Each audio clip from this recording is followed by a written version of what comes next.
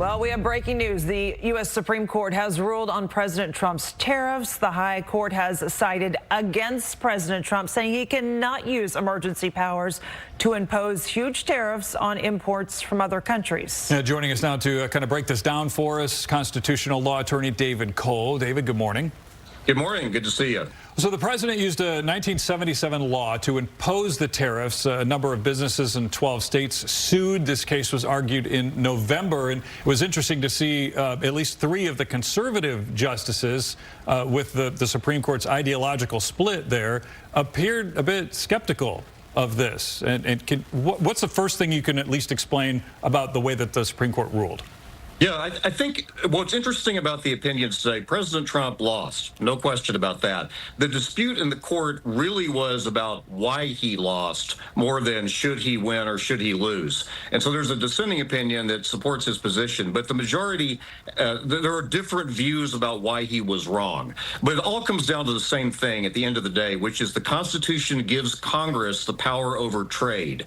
And when they enacted this law, did they delegate a bunch of that power to the president to use sort of as he sees fit? For different reasons, different parts of the court with different philosophical views all said no, it didn't happen. And that's a significant rebuke for an administration that's really tried to aggressively advance executive power in this past year. Well, Wall Street seems to like it. Stocks rebounding now on this news. But boy, this is a major blow to the president. Where does he go from here? Now, do we have to go, like, I'm just thinking about all the tariffs that have been put in place. Does this now all have to go through Congress?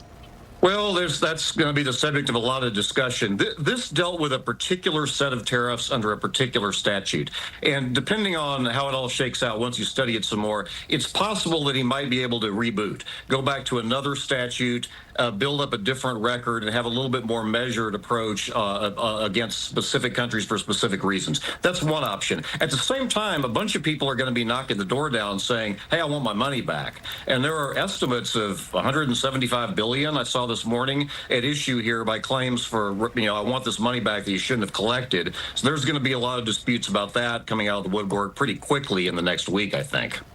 So I know that in the last easily, 15, 16 years, the power of the executive branch has really been ramped up, really a lot higher than it was prior to that.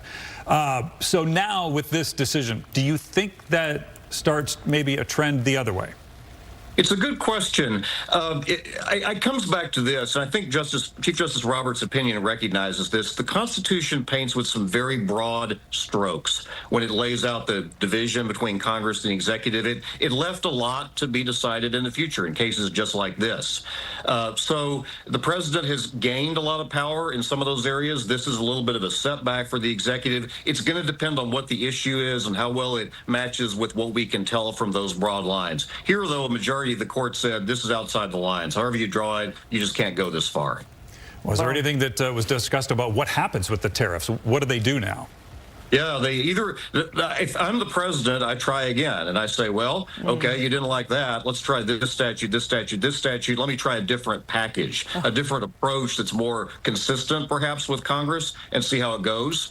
That might or might not work. In the meantime, he's going to be defending an awful lot of lawsuits wanting refunds. Well, I'm looking on Truth Social right now, because usually when something like this happens, we get a pretty immediate response from the president, and nothing yet. So we will stay on top of that. I'm sure he has a thing or two to say about it. It's 170 pages with all the dissents and concurrences, so there's a lot of reading to be done here for the next, for next little bit, for sure. A lot of attorneys to be doing that reading. Yeah. David Coale, thank you for your insight. We appreciate it. Take care now. Bye-bye.